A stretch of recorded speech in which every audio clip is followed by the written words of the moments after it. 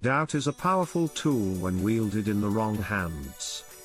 In the summer of 1997, a full-page ad ran in the New York Times.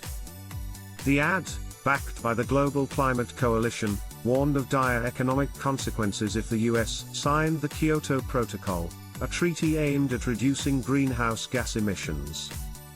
However, beneath the facade of concern lay a more sinister agenda, a multi-million-dollar campaign built on misleading data, and sponsored by some of the most powerful companies in the world. The Global Climate Coalition was, in fact, a front for the oil industry, created with the goal of spreading confusion about climate change. But this story begins much earlier. In the 1970s, oil companies employed top atmospheric scientists to study weather-related risks to their equipment, and assess the environmental impact of their projects.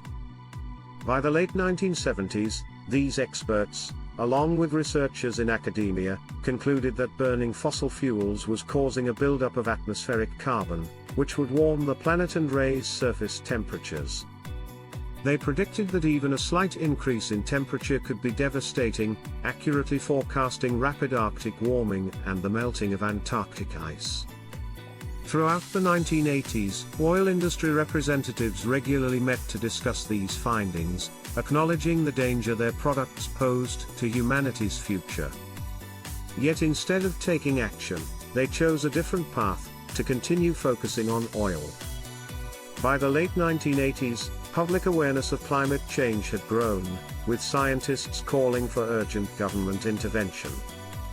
In response, the oil industry launched a long-running, multi-billion-dollar public relations campaign designed to discredit the very science they had helped to develop.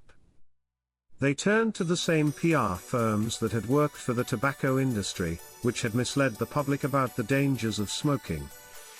Oil companies began lobbying government officials and covertly funding numerous organizations, including the Global Climate Coalition, whose goal was to obscure the scientific consensus on climate change and downplay humanity's role in it. They attacked credible scientists and sponsored advertisements disguised as editorials. These ads exaggerated the level of uncertainty in climate models and used that uncertainty to dismiss the science altogether.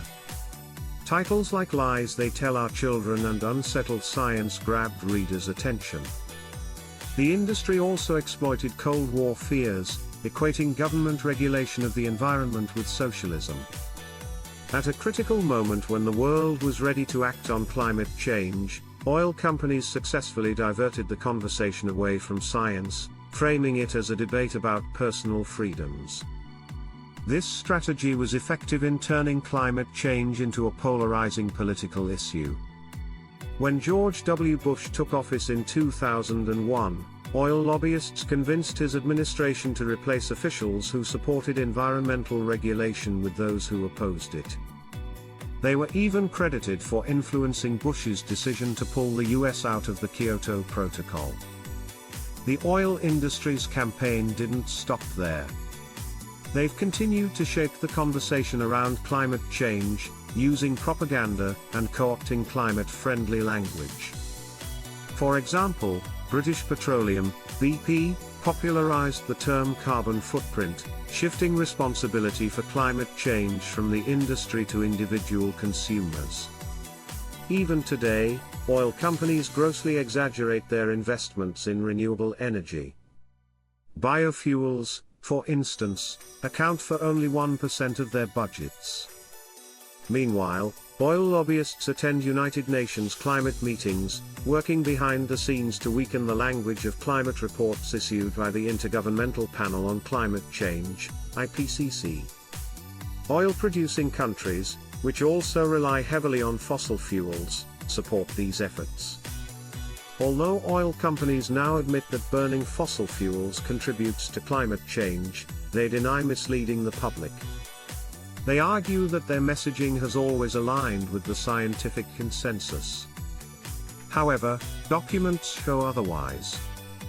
As oil companies continue to report record profits, the cost of climate change falls on the public, amounting to billions of dollars each year. Extreme weather events and declining air quality claim millions of lives annually. Yet the climate of doubt the oil industry helped create persists, keeping the issue polarized and slowing progress. But the situation is not hopeless. We can still reclaim the conversation and shift towards renewable energy and sustainable practices, safeguarding both the planet and future generations.